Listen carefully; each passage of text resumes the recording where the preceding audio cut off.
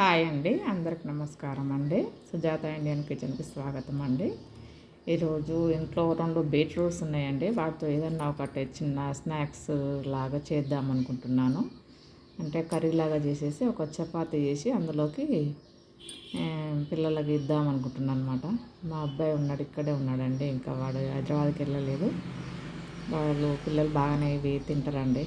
Carrot కానీ beetroot కానీ వీటితో చేసిన ఏ కర్రీస్ అయినా చాలా హ్యాపీగా తినేస్తారనమాట. నేనేదో చిన్నగా ట్రై చేద్దాం అనుకుంటున్నాను. చపాతీ పిండి అయితే పక్కన పెట్టుకున్నాను. చపాతీ పిండి చేయాలి.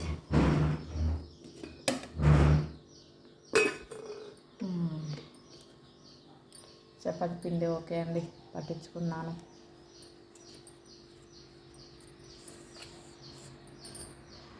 మాకు ఇంట్లోనే ఉన్నదండి పిండి పట్టే మిషని.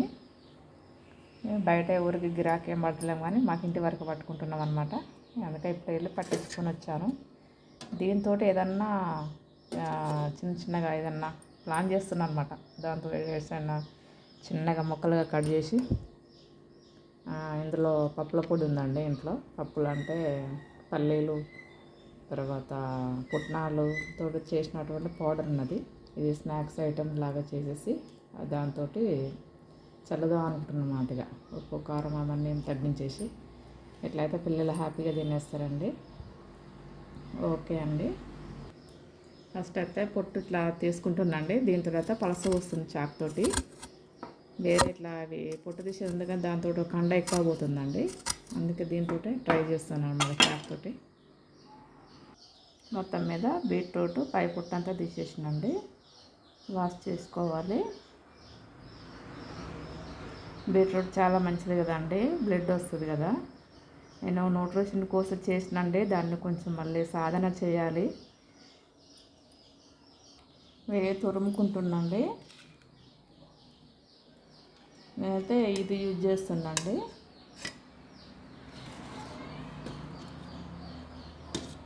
కొంచెం లావు వస్తుంది, కానీ పర్వాలేదండి, కర్రీలాగా ఉడుకుతుంది చపాతీకి.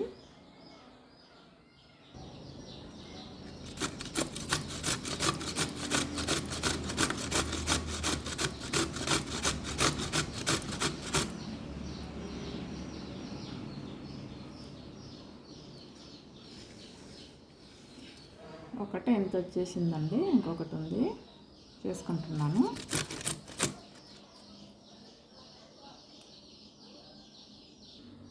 బీట్రూట్ తురుముకున్నానండి. దీంట్లో ఒక్కటి ఆనియన్ సరిపోతుందండి, కట్ చేసుకోవాలి.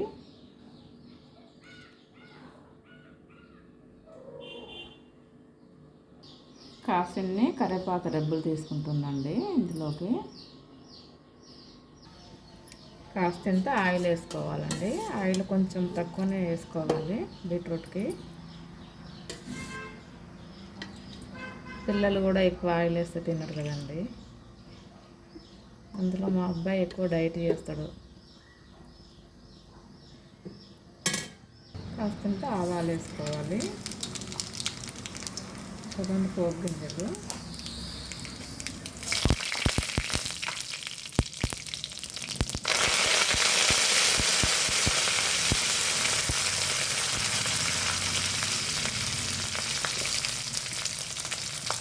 కొంచెం అల్లం వెల్లుల్లి పేస్ట్ అండి, కొంచెం పసుపు వేసుకోవాలి.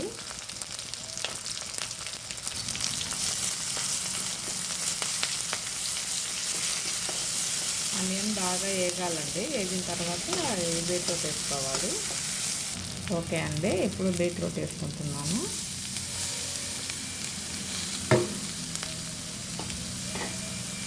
అంతే అండి, కొద్దిసేపు సిమ్లో పెట్టాలండి. ఇది ఫుల్ హై ఫ్లేమ్లో అయితే మాడిపోతుంది.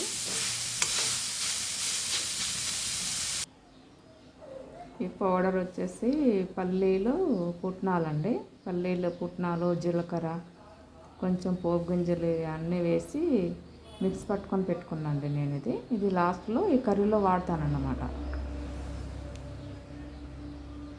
కర్రీ చూద్దామండి ఎంతవరకు వచ్చేసిందో. కొంచెం దగ్గర పడిందండి. కొంచెం లైట్గా ఉప్పు కారం వేసుకుంటాను. ఈ సాల్ట్ సరిపోతుందండి. కారం ఇది సరిపోతుందండి.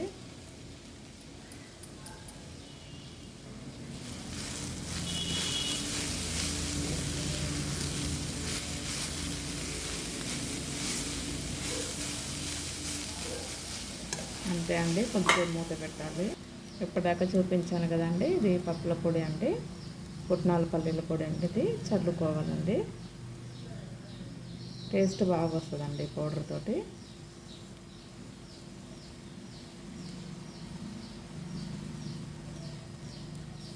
ఇందులో కొంచెం జీలకర్ర, మెంతులు, ఆవాలు, పోపు గింజలు కూడా అన్నీ లైట్గా వేయించుకొని మిక్సీ పట్టుకున్నాండి ఇది.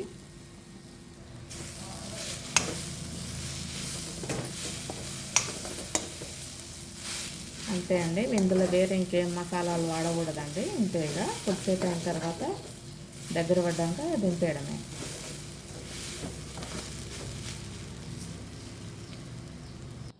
ఈలోపు పిండి జల్లించుకుంటా అండి, గోధుమ పిండి చపాతీ చేసుకుంటాను.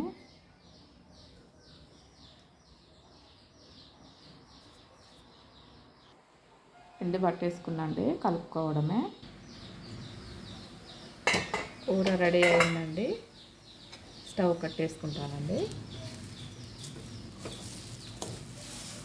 బీట్రూట్ కర్రీ రెడీ అయిందండి, చపాతీలోకి బాగుంటుంది.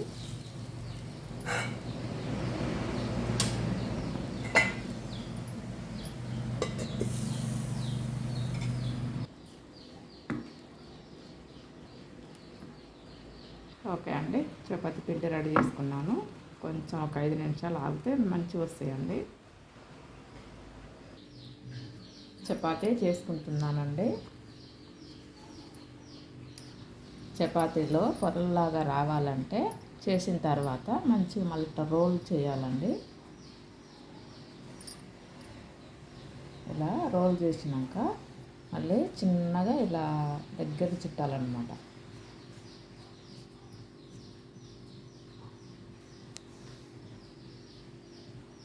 ఇలా అనండి. మళ్ళీ ఇప్పుడు దీన్ని చపాతీ చేయాలి, అప్పుడు మంచిగా వస్తుంది, పొరల్లాగా వస్తుంది అన్నమాట.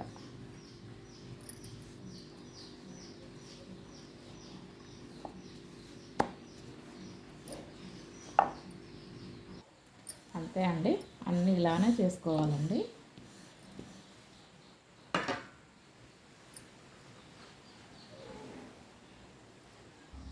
అంతే అండి, అన్నీ ఇలా చేసుకోవాలండి. కాల్ చేసుకోవడమే. అంతే అండి, కాల్చుకోవడమే.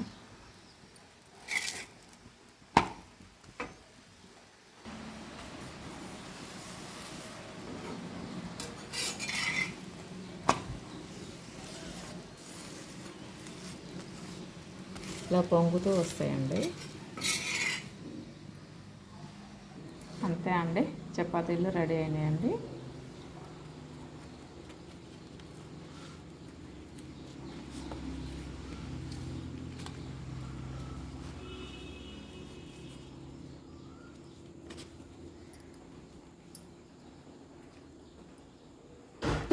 కర్రీ అండి, ఇది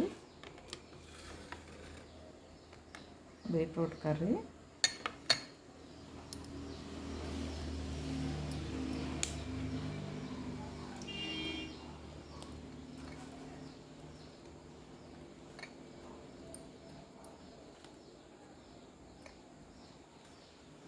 అంతే అండి, సాయంత్రం పూట పిల్లలకి ఇలా చేసి పెట్టండి, హ్యాపీగా తినేస్తారు.